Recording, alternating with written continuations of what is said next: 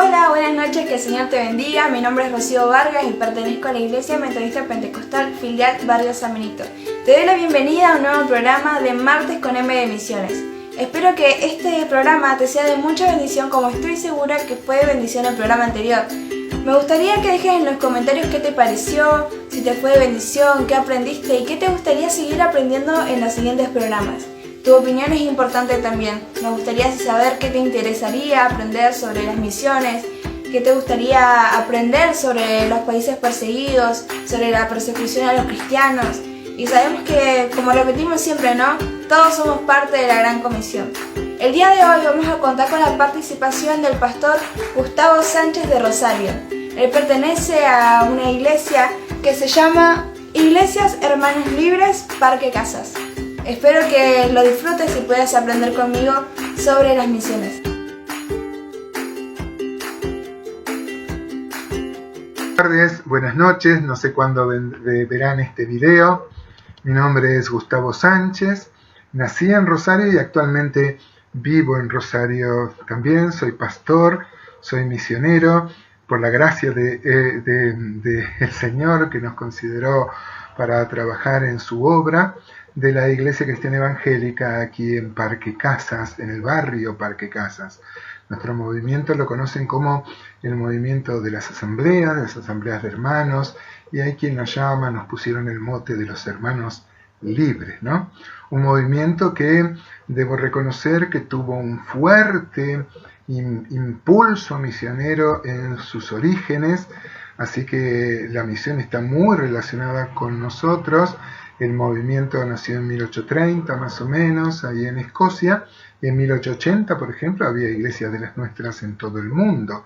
Eso habla de que ese grupo de jóvenes que recibió esta luz de Dios salió motivada, impulsada a las misiones, ¿no? Pero también debo reconocer con un dejo de tristeza que ese ímpetu, ese espíritu ha decaído mucho en los últimos tiempos. No obstante, nos apasiona el tema de las misiones, y en primer lugar quisiera felicitarles, amados hermanos, por disponer de una serie de reuniones para hablar sobre misiones. A veces la gran comisión que el Señor nos encomendó se transforma en las iglesias como la gran omisión, ¿no? Porque a veces nos ocupamos, las iglesias se ocupan del ministerio, de predicar, pero siempre en su entorno, o de trabajar a puertas adentro, como podríamos decir, de la iglesia, ¿no?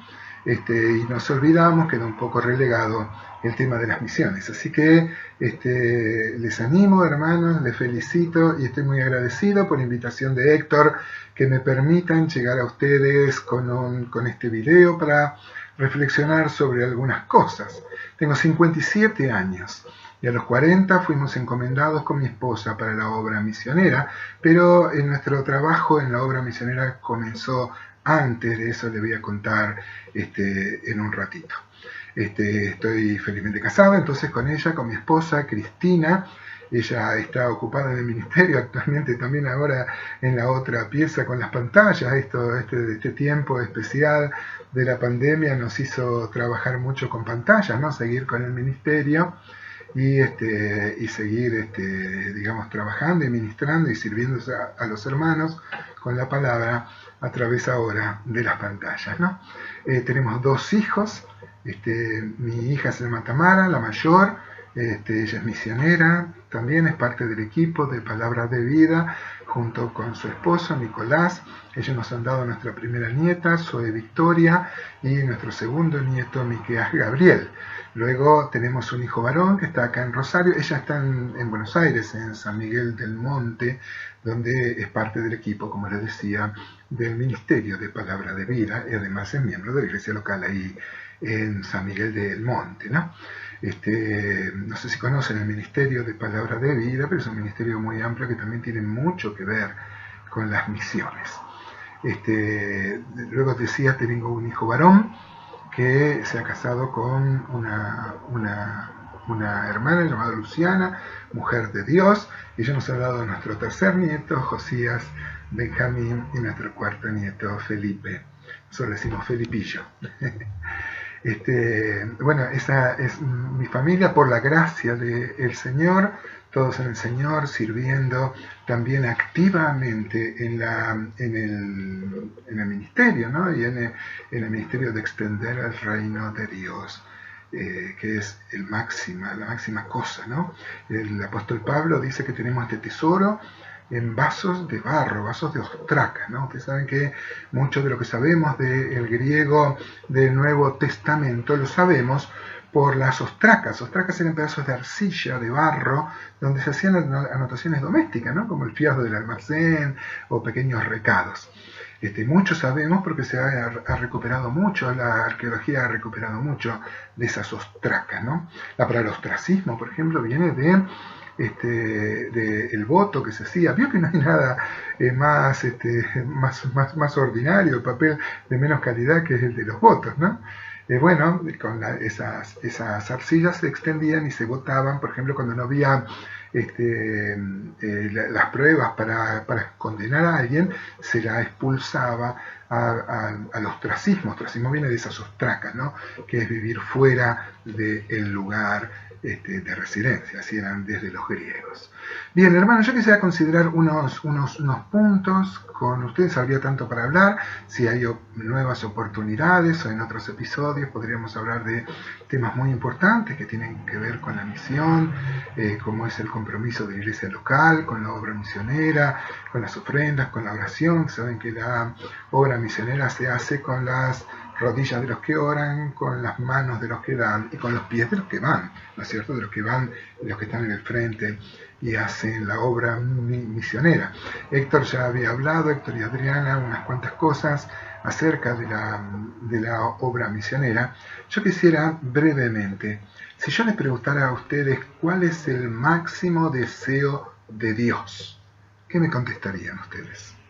Seguramente ustedes me dirían que Dios quiere que todos los hombres sean salvos, es verdad. El apóstol Pablo le escribe a Timoteo y dice que Dios quiere que todos los hombres sean salvos y vengan al conocimiento de la verdad. Pero sin embargo se me ocurre que el máximo deseo va más allá de eso, ¿no? ¿Qué se le ocurre? Que haya mejores pastores o que haya más santidad.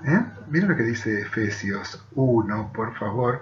Efesios 1, desde el 3, dice: bendito sea el Dios y Padre de nuestro Señor Jesucristo, que nos bendijo con toda bendición espiritual en los lugares celestiales en Cristo, según nos escogió en Él antes de la fundación del mundo, para que fuésemos santos y sin mancha delante de Él, en amor, habiéndonos predestinado para ser adoptados hijos suyos por medio de Jesucristo, según el puro afecto de su voluntad, para alabanza de la gloria de su gracia, con la cual nos hizo aceptos en el amado. Yo no le pondría a un hijo mío Agapito, ¿no? Sin embargo es uno de los nombres de Cristo que aparece ahí. Dicen: quien tenemos redención por su sangre, el perdón de pecados, según las riquezas de su gracia, que hizo sobreabundar con nosotros en toda sabiduría e inteligencia. Y mira lo que dice el 9. Hermanos, por favor, es muy importante esto. Me parece escuchar unos redobles. El máximo deseo de Dios va a estar en el 10, pero no se apresure, no lo lea todavía. Dice el 9, dándonos a conocer el misterio de su voluntad. O sea que la palabra misterio no es algo misterioso, algo medio oculto, sino que algo que estuvo oculto, pero fue revelado. Misterio quiere decir que el hombre no puede llegar a conocerlo por su intelecto, por su investigación. Necesita la revelación de Dios. El misterio de su voluntad fue revelado, porque dice, dándonos a conocer ese misterio, el misterio de su voluntad, según su beneplácito, o sea, lo que más le daba placer, el cual se había propuesto en sí mismo. O sea, acá encontramos el máximo deseo de Dios, ¿no?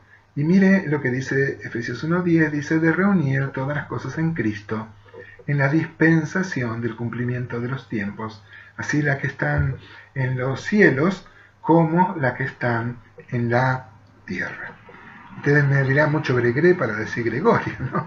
Como el máximo deseo de Dios es de reunir todas las cosas en Cristo. Yo sé que ustedes lo saben, no pretendo sorprenderlos, pero la palabra reunir es muy importante, porque la palabra se ha traducido reunir, Pero la palabra que usó el apóstol Pablo es muy importante porque dijimos es el máximo deseo de Dios.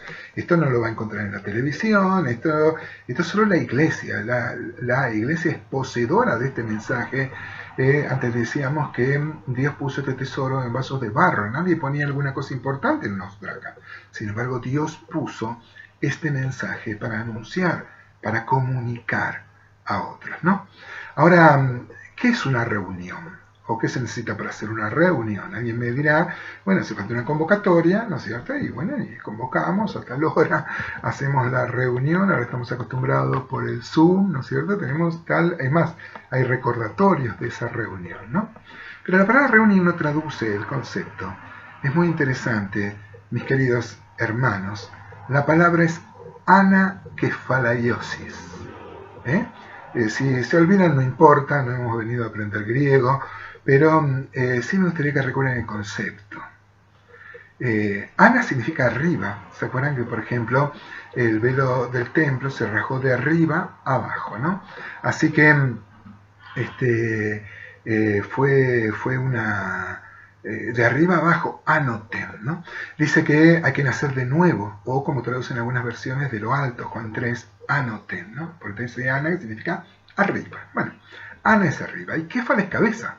¿Se acuerdan, por ejemplo, cuando fuimos a la escuela y nos enseñaban que una langosta es un animal cefalotórax, ¿no? Porque tiene la cabeza pegada al tórax, ¿no? Céfalo es cabeza, cefalea, ¿no? A veces decimos que un país está acéfalo, por ejemplo, si no tiene gobierno. Bueno, la cuestión es céfalo es cabeza. Bueno, iosis es un sufijo verbal, es uno de los verbos más difíciles que hay en griego. Bueno, pero entonces ahí tenemos la palabra arriba y cabeza. O sea que la anakefalaiosis, en realidad el máximo deseo que tiene Dios, es poner a Cristo, escúchenme hermano, poner a Cristo delante, o sea, en la cabeza, como si fuera un ejército, pero debajo, poner a Cristo arriba, ana, ¿no? Anakefalaiosis, poner a Cristo delante y arriba de todas las cosas. Ese es el máximo deseo de Dios. Y Dios no va a parar en cumplir su propósito, ¿no? Ahora, por eso, predicar el Evangelio, hermano, y que la gente se convierta, es solo un paso en este proyecto que Dios tiene, en este propósito que Dios tiene del anakefalaiosis, de poner a Cristo delante y arriba de todas las cosas. Israel como pueblo hoy está debajo de Cristo, ¿no? Que va, ¿no es cierto? Ellos han rechazado, por supuesto, algunos se han convertido al Señor, gracias a Dios, y hay que predicar el judío primeramente, pero digamos, como nación, todavía no se han convertido como nación, ¿no? Los ángeles, si bien todos están sujetos a la autoridad de Dios, no creemos en el yin y el yang, ¿no? Pero digamos, el mundo está usurpado por un gobierno. ¿El mundo responde a Cristo? No, que va, ¿no? Da las espaldas, se burla, se mofa, ¿no? Pero ¿qué es lo único que está bajo la voluntad de Cristo? Debajo de Jesucristo. Es la iglesia, ¿no? Y el Señor nos ha dejado una comisión que está muy claramente en Hechos 1:8, ¿no? El Señor Jesús le dijo, recibiréis poder cuando haya venido sobre vosotros el Espíritu Santo y me seréis testigos en Jerusalén, en Judea, en Samaria y hasta lo último de la tierra. En Jerusalén, la ciudad local, en Judea, la provincia, en Samaria, la provincia vecina y hasta lo último de la tierra. Yo sé que ustedes lo saben, pero les recuerdo que en el tiempo verbal que está escrito, Hechos 1:8, no es que me seréis testigo primero en Jerusalén. Una vez que se acabe Jerusalén, a pasar a Judea. Y luego que termine Judea, pasar a Samaria. No esa es la idea que tiene el texto. Sino me seréis testigos al mismo tiempo en Jerusalén, al mismo tiempo en Judea, al mismo tiempo en Samaria y al mismo tiempo hasta lo último de la tierra. Ahora, ¿cómo hacemos esto, hermanos? ¿Cómo hacemos? O sea, ¿qué responsabilidad de cada uno de nosotros llegar hasta el último de la tierra? Pero ¿cómo no podemos hacer eso? Podemos tener nuestro ámbito. Así nosotros tenemos que predicar en nuestro medio, en nuestra Jerusalén, pero debemos apoyar las misiones para que otros hermanos vayan, ¿no? A la Judea, a la Samaria y hasta lo último de la tierra. Es responsabilidad nuestra. Por supuesto, esto depende de un llamado. Hechos 13 nos da un modelo del llamado, ¿se acuerdan? ¿No? Dice que había maestros en la iglesia de Antioquía, y dice que estos ayunaron y dijo el Espíritu Santo: apartadme a Saulo y a Bernabé para la obra a la que los he llamado. Me parecen dos cosas, hermanos, y es muy importante tenerlo en cuenta. Apartadme a la obra a la que los he llamado, a Pablo y a Bernabé. Ahí aparecen dos cosas: aparece el llamado y aparece el apartado. El llamado es personal, es para cada uno. No puede ser que alguien quiera salir a la obra y no tenga el llamado. El llamado es algo que se confirma en la comunión con Dios, y también los hermanos deben avalar, deben ver esto, que uno tiene alguna, aunque capacidad nadie tiene. El apóstol Pablo dice: para esto, ¿quién es suficiente? Pero sin embargo uno podría abocarse a eso, ¿no? El llamado puede ser, como decía Héctor, a lo mejor por un tiempo, o a lo mejor ir y radicarse, como hacen los que van al ministerio transcultural, ¿no? Ahora, ahí aparece el llamado, pero también aparece el apartarme. El llamado dijimos que era personal, pero el apartarme es un mensaje a la iglesia. La iglesia, Dios le dice que aparte a lo que Él ha llamado. O sea que acá podemos encontrarnos con un grave problema que muchas veces pasan en las iglesias hoy. Hay algunos hermanos que son llamados y que la iglesia no los aparta para la misión, hermanos. Esto es muy doloroso. Es muy doloroso que jóvenes hermanos que tienen vocación misionera, llamado misionero, que Dios trabajó en el corazón de esos hermanos, la iglesia elude su responsabilidad y no las quiera apartar, ¿no? Aunque también se ha dado el caso contrario, de que algunos han sido apartados, han sido enviados y no fueron llamados. Así que es muy importante, hermanos, tener esta balanza, ¿no? El llamado y el apartar. Nosotros con mi esposa fuimos ganados para el Señor en el año 85. Y en el año 85 decidimos salir a la obra misionera. Fue un llamado muy claro. Pero faltaba mucho tiempo, faltaba que nos capacitemos. Y nosotros queríamos, pero claro, recién nos habíamos bautizado, y nuestra iglesia, yo les contaba que no había desarrollado así una visión misionera, de manera de estar ocupados con eso. Así que trabajábamos mucho en nuestra iglesia, nos capacitamos, pero siempre teníamos un corazón para las misiones, divulgábamos cosas que tienen que ver con la misión. Es muy importante recordar esto, hermanos, que para ser misionero o para dedicarse a la misión, primero hay que estar cerca de Dios. El llamado se recibe en la proximidad con Dios, ¿no? Hay que estar cerca de Dios. Dios no habla a los gritos, hay que estar muy cerca de Él para escuchar su voluntad, afinar su voluntad. Vieron que el creyente no desarrolla su vista, sino sus oídos principalmente, ¿no?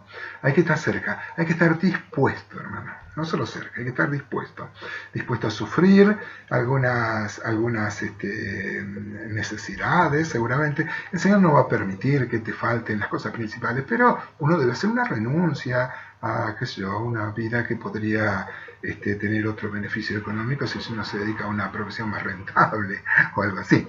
Una vez le preguntaron a un misionero si Dios le pagaba mucho por ser misionero, y él dijo, bueno, la paga no es muy buena, pero el plan de jubilación es excelente, decía él. Bueno, hay que estar cerca, hay que estar dispuesto, hay que estar ocupado, hermano. Dios llamó a Pablo y a Bernabé, y eran hombres muy ocupados en la iglesia. Hay hermanos que son columnas en la iglesia. El apóstol Pablo, cuando dice que se convirtió, dice que no fue a Jerusalén, donde estaban las columnas de la iglesia. O sea que hay hermanos que son columnas de la iglesia. Esto no es para gloria personal de los hermanos. Si Dios saca una columna, pone otra. Pero hay hermanos que son columnas, ¿no? Convengamos, hermanos, que hay hermanos que son muy trabajadores y sostienen la obra, ¿no? Por la gracia y por la misericordia del Señor. A eso va a llamar el Señor. Hay que estar cerca, hay que estar dispuesto, hay que estar ocupado, hay que estar informado, hermano. Es muy importante que haya un ministerio de divulgación. ¿Cómo van a ser las vocaciones misioneras si no se informa de las necesidades de los pueblos no alcanzados, de la cantidad de gente hoy día, hermanos, que no conoce del Señor. Nosotros tenemos una familia misionera que está en el Amazonas, bueno, en estos días está acá por esto de la pandemia, no han podido volver, pero apenas pase se van a volver allá, y ellos me contaban que conocían algunos pueblos, es increíble que conozcan la Coca-Cola y nunca hayan escuchado hablar de Jesucristo. Así que tenemos una responsabilidad, por eso debemos anunciar. Entonces yo mucho tiempo con mi esposa divulgábamos, hacíamos viajes misioneros a lugares donde había iglesias con problemas, o intentamos poner una iglesia en una localidad acá a unos 150 kilómetros, no, casi 200 de Rosario, que es Venado Tuerto. Ahí empezamos una obra y con mucho esfuerzo, porque fue una cosa entre el Señor y yo, porque les compartía que en nuestra iglesia no tenían todo el apoyo, ¿no?, que hoy tenemos. Por ejemplo, estamos sosteniendo a un matrimonio misionero allá en el Amazonas. Pero siempre trabajamos. O sea, que uno sea misionero o no, yo trabajaba en una fábrica, en el año 2000 recién pude dejar mi trabajo en la fábrica para poder vivir de fe, ¿no? Como en realidad vivir de fe lo pongo entre comillas, porque todos vivimos de fe, hermanos. Todos sostenemos nuestro ministerio por fe. Algunos Dios le provee por un sueldo, otros por ofrendas, pero todos vivimos por fe. Y bueno, empezamos a trabajar, trabajamos con aborígenes, yendo a Laguna Yacaré, hay una comunidad wichí. Hemos hecho viajes en otros países, en Bolivia, por ejemplo, también con grupos de los pueblos originarios, ¿no? Hemos ido también a Paraguay, hemos ido a Uruguay, bueno, y todo esto, ¿no es cierto? Y fuimos como convenciendo a los hermanos, y bueno, hoy la iglesia nos ha encomendado. Pero luego también han pasado varias cosas y hacen que nosotros estemos en este tiempo. También nos llamaron a pastorear nuestra iglesia. Entonces en este tiempo, si bien tenemos un corazón misionero, siempre estamos haciendo viajes misioneros, estamos más abocados ahora al pastorado, ¿no?, de nuestra iglesia. Esto es muy importante, hermanos, porque muchos creen que, o yo he visto en mi praxis pastoral, cuando animo a los jóvenes a salir a la obra misionera, que todos tienen miedo a qué va a pasar con el sustento. Y yo quisiera recordarles a cada uno, hermanos, que Dios es fiel. Dios le proveyó de cuervos a Elías para que no pase hambre. ¿Usted sabe lo que come el cuervo? ¿Sabe lo que come el cuervo? Carne. Y el cuervo le traía carne para Elías. Ni siquiera el cuervo se quedaba con una parte. Mira el milagro de la provisión de Dios. Los cuervos, si hay llamado, los cuervos van a venir seguramente, hermanos. Y si no, podemos hacer como el apóstol Pablo, ¿no?, que él sostenía su ministerio. Él decía: para mí y para los que están conmigo, estas manos me han servido. De hecho, 18 dice que él llegó a Corinto y ahí empezó a trabajar, conoció a Priscila y Aquila, y su oficio era hacer tiendas, y se puso a hacer tiendas. Entonces predicaba solo los días de reposo, que era cuando reposaba el pueblo de Israel, se reunía en la sinagoga, entonces él aprovechaba. Antes, que no había vida nocturna como ahora, el apóstol Pablo predicaba todos los días, 6 días, trabajaba en hacer tiendas todos los días. Aún así le predicó a Simón el curtidor, ¿no?, porque trabajaba con los cueros con los que se hacían las carpas, ¿no? O sea, él no dejaba oportunidad sin aprovecharla para predicar el evangelio, que era su función principal, ¿no? Y el día de reposo se abocaba por completo. Y hay una mala traducción ahí en Hechos 18, porque dice que cuando vinieron los hermanos que le traían una ofrenda, dice que Pablo estaba entregado por entero a la predicación del evangelio.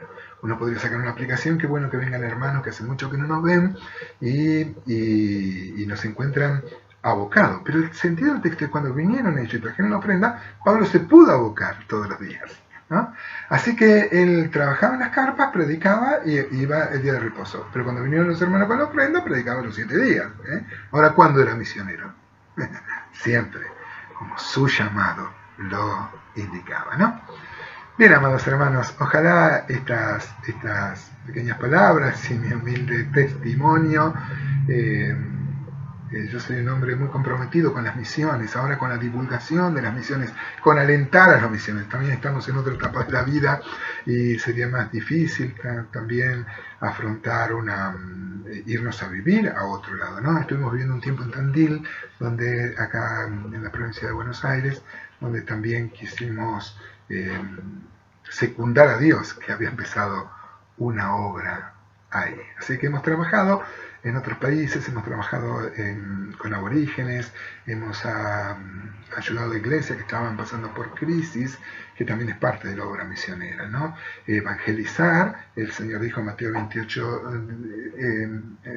19, vayan a todas las naciones y hagan discípulos y enséñenle todo lo que se nos ha dado. Así que parte de la gran comisión también es la enseñanza y también es la de animar a los hermanos, que es lo que hacía el apóstol Pablo también en los viajes misioneros.